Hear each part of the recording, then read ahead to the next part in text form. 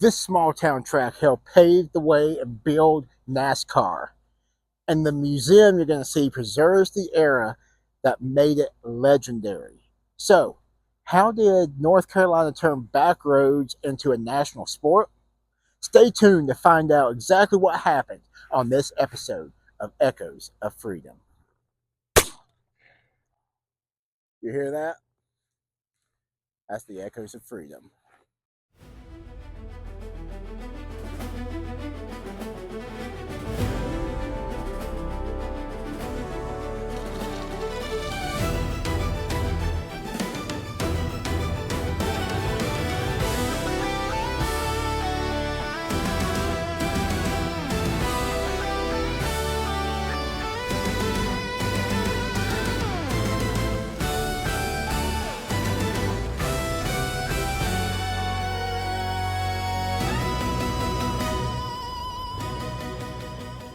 What's up, historians? Today we're talking about two places that represent the heart and soul of stock car racing here in North Carolina. Here at the legendary North Wilkesboro Speedway. And in just a little bit, the Winston Cup Museum. I'm standing here beside the famous Richard Petty hat statue right outside the racetrack here in North Wilkesboro, and super excited to be here. I've been here ever since they reopened the revival of the track, and there's so much history on these grounds that I'm super excited to get to talk about. This isn't racing history. This is culture, identity, and the roots of a sport that grew out of these very hills. Tucked away in the western foothills of the Blue Ridge Mountains, the North Wilkesboro Speedway is one of the most historic tracks in NASCAR. And just over the tree line here, you can't quite see, but just over the tree line there is Highway 421. You can see the track from the highway. It opened in 1947 before NASCAR was even officially formed. The track was built on farmland carved into the rolling hills, and from the beginning it was different.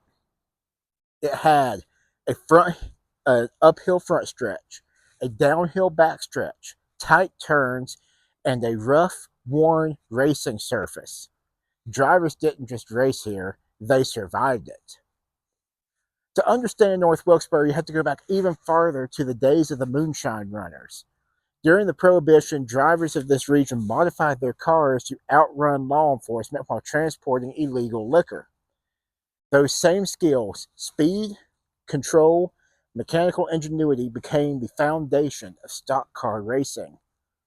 And tracks like North Wilkesboro became the proving grounds for these drivers. Step a little farther this way so y'all can see this beautiful sign over the entry gate to the Speedway.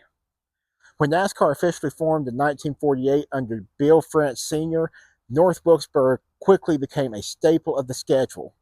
From the 1950s to the 1990s, legends raced here, such as Richard Petty, Dale Earnhardt, and Darrell Waltrip, all raced here. The stands were packed, engines roared through the valley, and this small town track became one of the most beloved stops in NASCAR. But by the 1990s and mid-90s, NASCAR was changing. The sport was growing fast, moving toward larger markets, bigger stadiums, and national expansion. In 1996, North Wilkesboro Speedway hosted its final race. Then went quiet. The roar of engines just behind me on this track fell silent. The waves of crowds and the cheers of crowds ceased to exist. For years, the track sat abandoned, overgrown, weathered, and nearly forgotten, but not by the fans and not by the people of Wilkes County.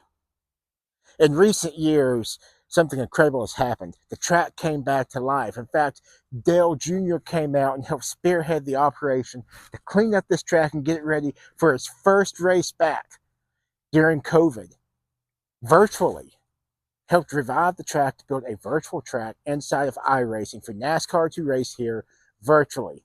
And from there, it grew to the first race coming back in 2023. They restored, repaid, and reintroduced to the racing world the North Wilkesboro Speedway, and it returned to the spotlight, proving that history still matters. Not just returning to the spotlight, but hosting the biggest race NASCAR has, the All-Star race. That's the roots of the sport that still matter.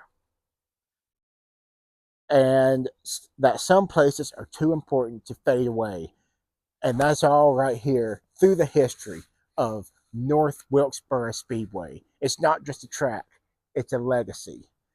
And we're going to move now to the Winston Cup Museum just down the road here in Winston to wrap this up. So we'll see you there. All right, guys, we're now just down the road from the North Wilkesboro Speedway in front of the Hash Museum and Event Center, the former Winston Cup Museum down here in downtown Winston-Salem. And this is a place that keeps history alive. See, the museum focuses on one of the most iconic eras in NASCAR history, the Winston Cup Series, which ran from 1971 all the way up to 2003. Sponsored by R.J. Reynolds, the Winston Cup era defined NASCAR's rise to fundamental prominence.